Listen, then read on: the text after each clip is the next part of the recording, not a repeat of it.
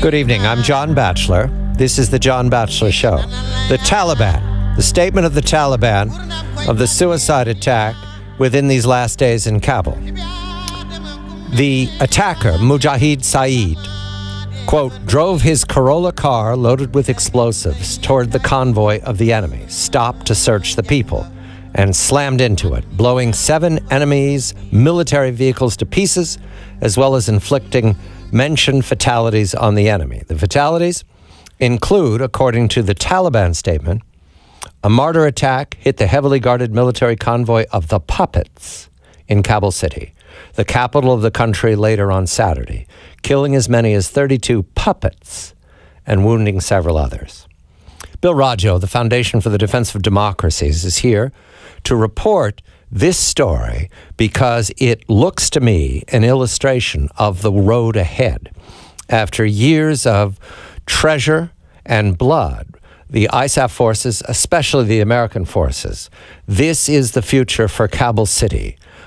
VBIED mortar attacks against the puppets. Bill, good evening to you. The Taliban claiming credit, and they do it in their way. I understand they don't have a copy editor, and after all, they do speak a foreign language, so I account for the errors in grammar and spelling. But in any event, is this new for them, Bill, to be so boastful, to use the word puppet? And they were attacking a Loya Jirga that was imminent. So is this directed against the best security in the country, and they don't back off? Good evening, Bill. Good evening, John. Yes, the interesting thing to me about this attack is they directly targeted the meeting site of the Loya Jirga. This is where the U.S.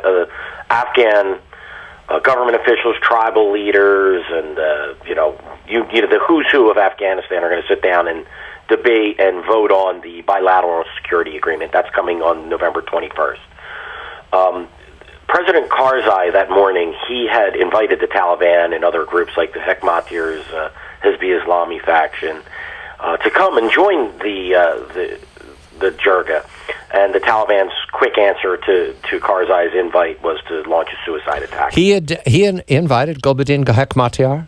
Yes, he did, absolutely. Let us recall Gulbuddin Hekmatyar. Once upon a time, he might have served the offices of the CIA when it was fighting the Soviet creature back in the 20th century. But he's a gangster and an outlaw and a mass murderer and a wanted man. And he invited him to his party. So instead, because he couldn't make it, Gulbuddin Hekmatyar sent a Corolla full of explosives. Yep, that's correct. So, yeah, this is just an interesting attack. Kabul is where the focus of security is for the Afghans. To their credit, the Taliban haven't conducted a major attack in the capital for some months now, but I think they were probably saving it up for this one. I note, Bill, this was a VBIED, but there was no follow-on of a mortar attack, gunmen breaking through the wire, as we've seen in other instances. This is a one-off, similar to what we saw in Baghdad, those years of the Iraq War. They would just strike once, and there'd be no follow-on. Yeah, in some cases there is follow-up. In this case, not. Really, they would just be attacking a tent in this case, because the delegates for the Loya Jirga are not currently there. I think it's really more of a sending a message. Right. And honestly, they probably would have a difficult time pulling this type of attack off on the 21st, so they did it when they could. We go to a related story. Remember, Al-Qaeda and the Taliban work very closely together in the border regions, in the borderland between Afghanistan and Pakistan. But this time, they're striking right into Kabul to say, we're here just the way the puppets are here. But this is an Ansaro leader calling Zawahiri our good Amir and praising Al-Qaeda branches. Where is Ansaro, Bill? Yeah, Ansaro is a jihadist group based in Nigeria. It's basically a faction of Boko Haram. A lot of people I talk to, the State Department describes it as a Boko Haram splinter group. People I talk to describe it more as their Boko Haram's foreign arm, or the arm that's designed to hit foreign targets. The transnational actors of Boko Haram, which is a northern Nigeria phenomenon that has divided the governance of Nigeria. Why do you care about Nigeria? Because of the light sweet crude and because of its contribution to the world economy. That's why you care about it. But Boko Haram has now created what you'd have to say is an away team, Bill. That's what Ansaro is. That's a great way to put it, John. And both of these groups, by the way, were designated earlier last week, and then a couple days later, a statement comes out that Ansaru's leader, he's basically issuing one of his Eid messages to the Muslim community, and in that message, he praises Ayman al-Zawahiri, the head of Al-Qaeda, as his emir. So he's basically admitting that Ansaru is a part of Al-Qaeda.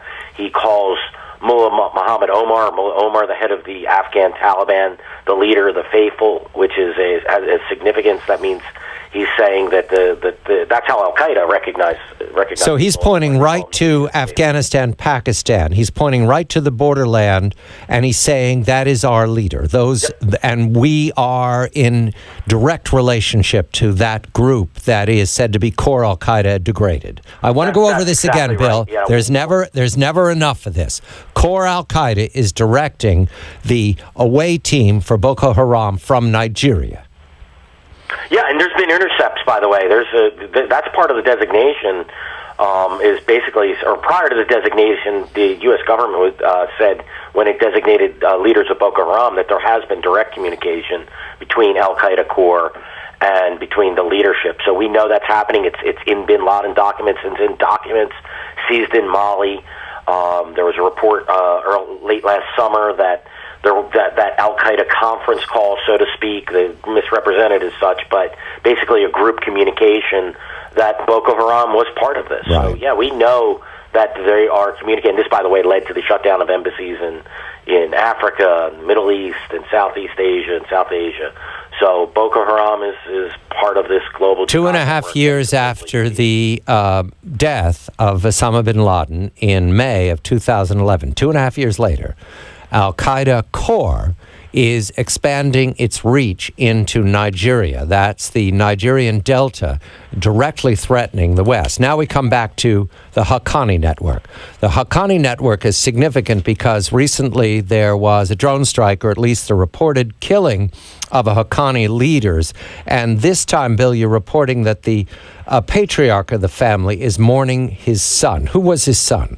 Yeah, Nasruddin Haqqani was basically a top... The Haqqani network is basically a faction of the Afghan Taliban. It's also closely tied to Al-Qaeda, which the Afghan Taliban is as well. Remember, Mullah Omar wouldn't surrender Osama bin Laden after 9/11 and lost his country for it.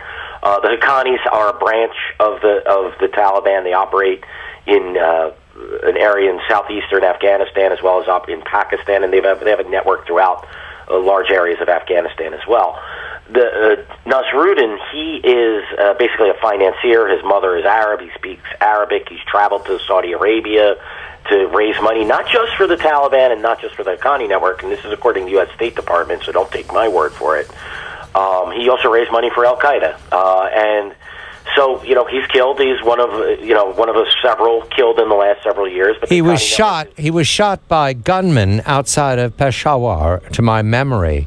Do we know who killed him yet? Has anybody claimed credit? This looked like sort of an intramural fight in the border region. Yeah, it's so. Of course, the speculation is everywhere from the ISI, Pakistan's intelligence service, to the U.S., CIA, to Afghan intelligence, to rival factions, to... It could be anything. Okay. We don't know. No one's claimed credit for it. I suspect no one will. If I had to guess, I'd guess he's probably part of some kind of tribal feud that we benefited from. The Taliban strike into Kabul and kill the puppets. The Taliban, related to Al-Qaeda, Al-Qaeda is admired from afar, Nigeria, and then back to the borderland region where there's intramural fighting outside of Peshawar, and we're leaving. I'm John Batchelor. This is The John Batchelor Show.